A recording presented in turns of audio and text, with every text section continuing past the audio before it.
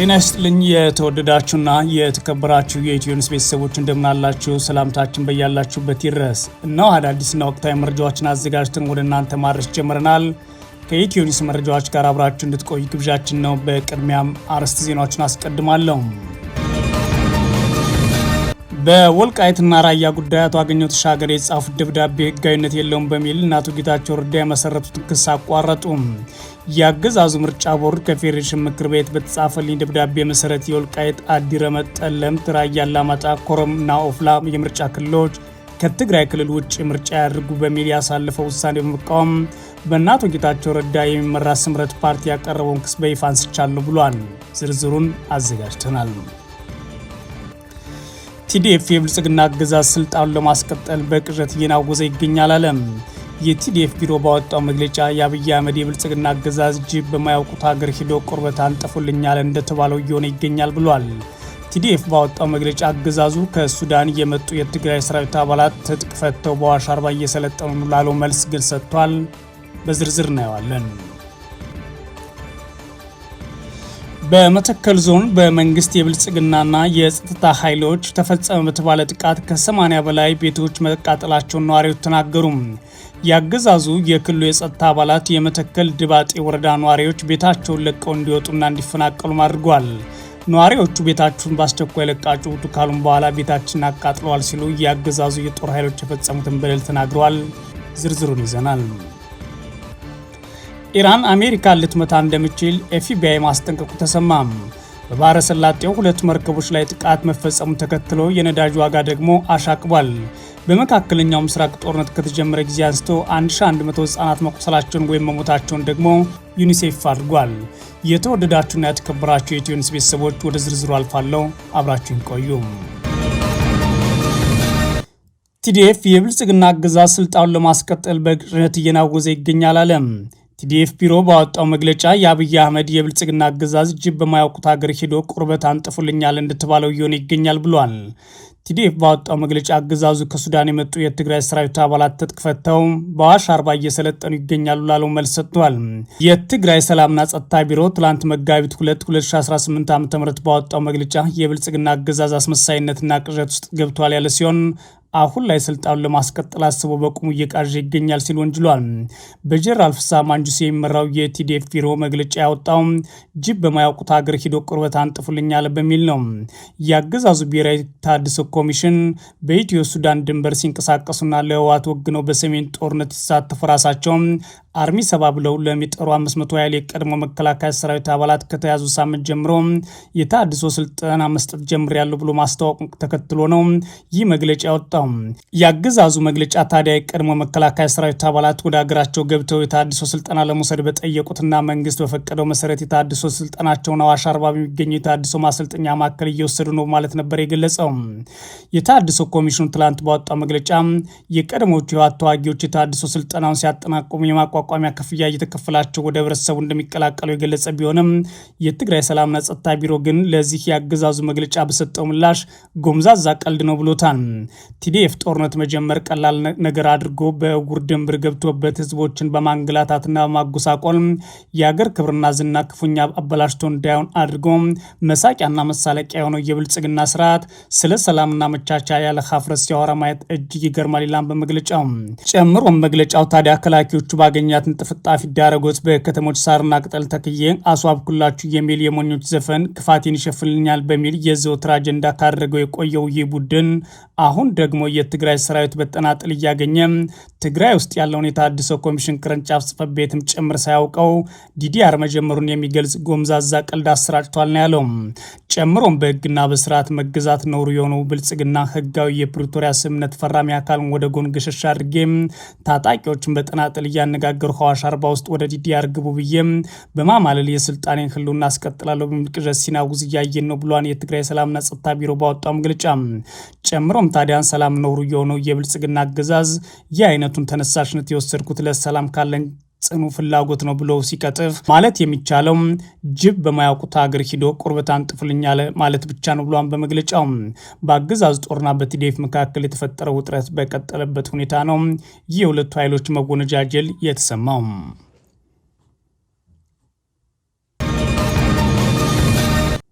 በወልቃይትና ራያ ጉዳይ አቶ አገኘሁ ተሻገር የጻፉት ደብዳቤ ህጋዊነት የለውም በሚል እና አቶ ጌታቸው ረዳ የመሰረቱት ክስ አቋረጡ።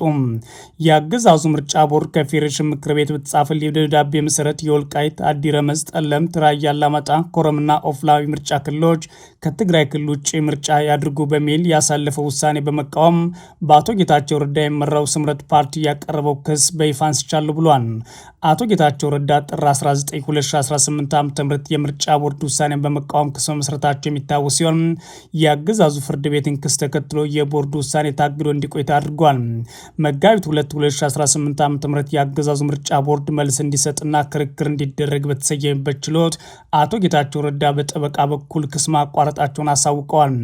አቶ ጌታቸው ረዳ ለመሰረቱት ክስ መነሻ የሆነውና የተከሳሽን ውሳኔ መሰረት ያደረገው የፌዴሬሽን ምክር ቤት ውሳኔ ተብሎ የቀረበው ሰነድ በጥልቀት መመርመራቸውን በመግለጽ ሰነዱ በህገ መንግስቱ አንቀጽ 64 መሰረት የምክር ቤቱ ምልዓተ ጉባኤ የተወያየበትና በህጋዊ ስነ ስርዓቱ የደረሰበት ውሳኔ ሳይሆን የምክር ቤቱ አፈ ጉባኤ ከስልጣናቸው ገደባቸው ውጭ የጻፉት ደብዳቤ መሆኑን ተገንዝቧል ይላል ለፍርድ ቤቱ ባስገቡት የክስ ማቋረጫ ማመልከቻ ላይ።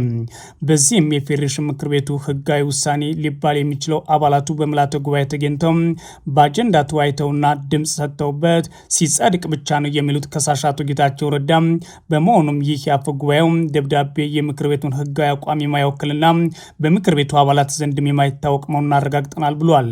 በመሆኑም በህግ ረገድ መሰረት በሌለው ሰነድ ላይ ተመስርቶ ክርክሩን መቀጠል ተገቢ ባለመሆኑ ክሳችን መቀጠል አስፈላጊ ነው ስላላገኘ ነው ክሳችን ሙሉ በሙሉ አንስተናል ሲሉ አስታውቀዋል። ከሳሾች እነ ጌታቸው ረዳ ክስ ማቋረጣቸው መሰማቱ ተከትሎ በጣልቃ ገብነት እንዲከራከሩ የተፈቀደላቸው የወልቃይት ጠገዴ አማራ ማንነት አስመላሽ ኮሚቴ አስተያየት አቅርቧል። በዚህም ከሳሽ ስምረት ፓርቲ ክሱን የመሰረተው ፓርቲው ሊቀመንበር አቶ ጌታቸው ረዳ አማካኝነት በአካል ቀርቦ ሆኖ ሳለ አሁን ከሳሽ ክሱን አንስቻለሁ የሚለው አቤቱታ እያቀረቡ ያሉት በጠበቃ አማካኝነት መሆኑን ተወካይ ጠበቃ ክስ የማንሳት ውክልና ስልጣን ከውክልና ዝርዝር መኖሩን ያረጋግጥልን ሲል ጠይቋል። በተጨማሪም ከሳሽ ባቀረቡት ክስ ምክንያት ፍርድ ቤቱ የሰጠው ጊዜያዊ እግድ በማንሳት የፌዴሬሽን ምክር ቤት ውሳኔ በምርጫ ቦርድ በኩል ተፈጻሚ እንዲደረግ አሳስቧል።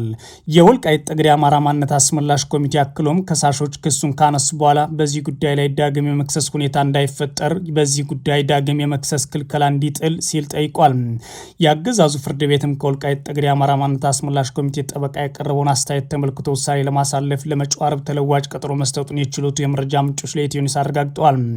የአገዛዙ ምርጫ ቦርድ ከፌዴሬሽን ምክር ቤት በተጻፈልኝ ደብዳቤ መሰረት የወልቃይት፣ አዲረመጥ፣ ጠለምት፣ ራያ አላማጣ፣ ኮረምና ኦፍላ ምርጫ ክልሎች ከትግራይ ክልል ውጭ ሆነው ምርጫ ያድርጉ በሚል መወሰኑን ተከትሎ ጉዳይ አነጋጋሪ ከመሆኑም አልፎ በትግራይ ክልልና አከራካሪ በተባሉ አካባቢዎች የተቃውሞና የድጋፍ ሰልፎችን አስተናግዷል። በመተከል ዞን በአገዛዙ የጸጥታ ኃይሎች ተፈጸመ በተባለ ጥቃት ከ80 በላይ ቤቶች መቃጠላቸውን ነዋሪዎች ተናገሩ። የአገዛዙ የክልሉ የጸጥታ አባላት የመተከል ድባጤ ወረዳ ነዋሪዎችን ቤታቸውን ለቀው እንዲወጡና እንዲፈናቀሉ አድርገዋል ተብሏል። በቤኒሻንጉል ጉሙዝ ክልል መተከል ዞን ድባጤ ወረዳ ስር ከሚገኙ በርካታ ቀበሌዎች የክልሉ ልዩ ፖሊስና የወረዳ ሚኒሻ ነዋሪዎችን ከቤታቸው እያፈናቀሉ መኖሪያ ቤታቸውና ንብረታቸውን እያቃጠሉ ይገኛሉ ሲሉ ነዋሪዎች ተናግረዋል። ስማቸው እንዳይጠቀስ የፈለጉ የድባጤ ወረዳ በጫቲ ቀበሌ ነዋሪ ለአዲስ ስታንዳርድ እንደተናገሩት ከአንድ ወር በፊት የመንግስት ባለስልጣናት መንግስት ሸኔ ብሎ በሚጠራው የኦሮሞ ነጻነት ሰራዊት ላይ እርምጃ ለመውሰድ ስለምንፈልግ ሁሉም ነዋሪዎች ቦታውን ለቀው ይውጣ በሚል ትእዛዝ ሰጥተውናል ይላሉ። ይህንን ትእዛዝ ተከትሎ የድባጤ ወረዳ ነዋሪዎች ይጽና በጫቲ ቀበሌን ስር ከሚገኙት ኦዶ አባጣፊ ዳማሲዳና ቱስኪ እንዲሁም ጌሼ፣ ጎንጎ፣ ቆርቃ፣ ሶቦ፣ ሲሬና ጃጃባ ጊና አካባቢዎች በኃይል ተፈናቅለው ወደ በርባሪና ገሌሳ ከተሞች እንዲሰፍሩ ተደርጓል ብለዋል። አክለውም ትእዛዝ ባለመቀበል አካባቢውን ያለቀቁ ሰዎች ድብደባና ጉዳት ደርሶባቸዋል። በተጨማሪም ህዝቡ ከቤቱና ከንብረቱ ያለ ፈቃዱ ከተፈናቀለ ከወር ቆይታ በኋላ የጉሙዝ ክልል ልዩ ፖሊስና የቡላ አካባቢ ሚኒሻዎች ፍተሻ በሚል ሰበብ ከቡላ ወረዳ መጥተው ከየካቲት 18 እና 19 2018 ጀምሮ በጮርቄሳና ድባጤ ቀበሌዎች ከ80 በላይ ቤቶችን አቃጥለዋል፣ ከብቶችን ዘርፈዋል፣ ብዙ ንብረትም አውድመዋል ይላሉ ነዋሪዎቹ። የጊጶ ወረዳ ጨርቆሳ ቀበሌ ነዋሪ መኖሪያ ቤታቸውና 150 ኩንታል በቆሎ እንደተወሰደባቸው ለሚዲያው ተናግረዋል። ነዋሪዎቹ በግዳጅ ከቤት ንብረታቸው ተፈናቀልን፣ ወደ ጊጶ ቀበሌ ከመጣን ከአንድ ወር ከ2 ሳምንት በላይ ሆኖናል፣ አሁን መኖሪያ ቤትም የለንም፣ በዛፍ ጥላ ስር ነው የምንኖረው ብለዋል። በዚህ ምክንያት ነፍሰ ጡር ሴቶች፣ ህጻናትና አረጋውያን ኢራናውያን ለተለያዩ ህመሞችና ችግሮች ተጋልጧል ይላሉ። አዲስ ስታንዳርድ ያነጋገራቸው የ6 ልጆች አባት የሆኑት ከዲባቲ ወረዳ ጊጶ ቀበሌ ጨርቆስ አካባቢ የተፈናቀሉ ሌላኛው ኗሪ ያፈናቀለን የቤሻንጉል ጉሙዝ ክልል ፖሊስና ከዲባጢና ከቡለን የመጡ ሚኒሻዎች ናቸው ሲሉም ተናግሯል። ጊዜ ሰብል ምርት የሚሰበሰብበት ወቅት ነበር ያሉት ነዋሪዎች ሰብላቸውን ጥለው ህይወታቸውን ለማትረፍ መሸሻቸውም ተናግሯል። የአገዛዙ የጸጥታ ኃይሎች ካፈናቀሉ በኋላ ወደ ቦታው ሄደው ላይ እስከ 84 በላይ መኖሪያ ቤቶችን በድጋሚ ያቃጥለዋልም ተብሏል። የአገዛዙ ጦር አባላት ይህን የሚያደርጉት በአካባቢው የአማጽያን መሽጎበታል ማለት ብቻ ሲሆን ንጹሃን ነዋሪዎች ደግሞ አማጽያኑ ጋር ግንኙነት ያልነበረን ቢሆንም ሆን ተብሎ ንብረታችን ወድሟል ማለት ተናግረዋል። ኢራን አሜሪካን ልትመታ እንደምችል ኤፍቢአይ ማስጠንቀቁ ተሰማ። በባህረ ሰላጤው 2 መርከቦች ላይ ጥቃት መፈጸሙን ተከትሎ የነዳጅ ዋጋ ማሻቅቧል። በዚሁ በመካከለኛው ምስራቅ ጦርነት ከተጀመረ ጊዜ አንስቶ 1100 ህጻናት መቁሰላቸውን መሞታቸውን ደግሞ ዩኒሴፍ ይፋ አድርጓል። ኤፍቢአይ ኢራን ወደ ካሊፎርኒያ ድሮኖችን ልታስወነጭፍ ትችላለች ሲል አስጠንቅቋል። ባለፈው ሳምንት ኤፍቢአይ ለሎስ አንጀለስ የህግ አስከባሪ አካላት በጻፈው የውስጥ ማስታወሻ ኢራን ካሊፎርኒያ ድሮኖችን ልታስወነጭፍ እንደምትችል ማስጠንቀቁ ተዘገበ። የአሜሪካው ሲቢኤስ እንደዘገበው ከሆነ ከኢራን በካሊፎርኒያ ላይ ድንገተኛ ጥቃት ለመፈጸም ከባህር ላይ ድሮኖች ልታስወነጭፍ ትችላለች ሲል አስጠንቋል። የአሜሪካ መንግስትና ካሊፎርኒያ ግዛት ህግ አስከባሪ የደህንነት ባለስልጣናት ለዜና ተቋሙ እንደተናገሩት ማስታወሻው ላይ እንደሰፈረው የሚታወቅ ወይም የተለየ ስጋት የለም ብለዋል። የሎስ አንጀለስ የህግ አስከባሪ አካላት መረጃውን ያገኙት በኢራን ላይ አሜሪካና እስራኤል ጦርነት ከመክፈታቸው በፊት እንደሆነ ተሰምቷል። የካሊፎርኒያ አስተዳዳሪ ጋቪን ኒውሰም በኤክስ ገጻቸው ላይ እንደጻፉት በአሁኑ ጊዜ ምንም አይነት የተለየ ስጋት እንዳለ ባናውቅም በግዛታችን ለሚከሰት ማንኛውም አደጋ ዝግጁ ሆነን እንጠብቃለን ብለዋል። በሌላ በኩል ባህረ ሰላጤው 2 መርከቦች ላይ ጥቃት መፈጸሙ አነጋጋሪ ሆኗል። ረቡዕ ሌሊት በኢራቅ ባራስ ከተማ አቅራቢያ በሚገኘው ቃስር ወደብ 2 ነዳጅ ጫኝ መርከቦች ጥቃት ተፈጽሞባቸዋል። የኢራቅ ወደብን የሚያስተዳድረው ኩባንያ ከመርከቦቹ ላይ 38 ሰራተኞችን ህይወት ማትረፉንና አንድ ሰው መሞቱን ለሀገሪቱ መገናኛ ብዙሃን ገልጿል። መርከቦቹን የሚከታተሉ ድረገጾች 2 ነዳጅ ጫኝ ጥቃት ከደረሰባቸው በኋላ የህይወት አድን ጀልባዎች ከበዋቸው አሳይተዋል። መርከቦቹ ላይ ፍንዳታው በምን ምክንያት እንደተከሰተ እስካሁን ግልጽ አልሆነም። በባስራ የሚገኘው የደህንነት ሰራተኞች ለሲኤንኤን እንደተናገሩት ደግሞ ከሆነ ፈንጂ የተጠመደበት የኢራን ጀልባ 2 መርከቦችን እንዳጠቃ ይታመናል ይላል። ነገር ግን በጉዳዩ ላይ ምርመራ እየተካሄደ እንደሆነም ተናግሯል። የዩናይትድ ኪንግደም የንግድ መርከብን የሚቆጣጠረው ተቋም ጥቃቱን በተመለከተ ተመሳሳይ መረጃ እንደደረሰው ያስታወቀ ሲሆን የኢራቅ ነዳጅ ዘይት ገበያ ድርጅት በደረሰው አደጋ በጥልቅ ማዘኑን ገልጿል። በሁሉም የኢራቅ ወደቦች ለጊዜው ማንኛውም እንቅስቃሴም ተቋርጧል ተብሏል። ረቡዕ ዕለት 3 የንግድ መርከቦች በሆርሙዝ ወሽመጥ ምንነቱ ባልታወቀ ተወንጫፊ መመታታቸውና ቢያንስ አንዱ በሳት መያያዙም ተዘግቧል። ይህ ጥቃት የተፈጸመው አሜሪካ በአካባቢው በነበሩ በርካታ የኢራን ባህር ኃይል መርከቦች ላይ ጥቃት ፈጽማ ማውደሟን ካሳወቀች ከሰዓታት በኋላ ነው። የዩኬ ባህር ንግድ መርከብ ጨምሮ እንዳስታወቀው ያልታወቀ ተወንጫፊ የንግድ መርከቦች ላይ ጥቃት መፈጸሙን ተከትሎ የጭነት መርከቦቹ ከሆርሙዝ ወሽመጥ እንዲወጡ ተደርጓል ብሏል። ኢራን አሜሪካና እስራኤል ጥቃት መፈጸሟን እስካላቆሙ ድረስ በወሽመጡ በኩል ነዳጅ አያልፍም ስትል አስጠንቅቃለች። በሌላ በኩል በመካከለኛው ምስራቅ ጦርነት ከተጀመረበት ጊዜ ጀምሮ 1100 ህጻናት መቁሰላቸውን እና መሞታቸውን ዩኒሴፍ አስታውቋል። አሜሪካና እስራኤል የካቲት 21 2018 ዓ.ም ኢራን ላይ ጥቃት ከከፈቱበት ዕለት አንስቶ ከ1100 በላይ ህጻናት ጉዳት ወይም ሞት እንደደረሰባቸው ዩኒሴፍ ባወጣው መረጃ አረጋግጧል። መግለጫው አክሎም ይህ መረጃ በኢራን የተገደሉ 200፣ በሊባኖስ 91፣ በእስራኤል 4 እንዲሁም በኩዌት 1 ህጻናትን ያጠቃልላል ብሏል። የተወደዳችሁና የተከበራችሁ የኢትዮ ኒውስ ቤተሰቦች መረጃዎቻችን እነዚህ ነበሩ።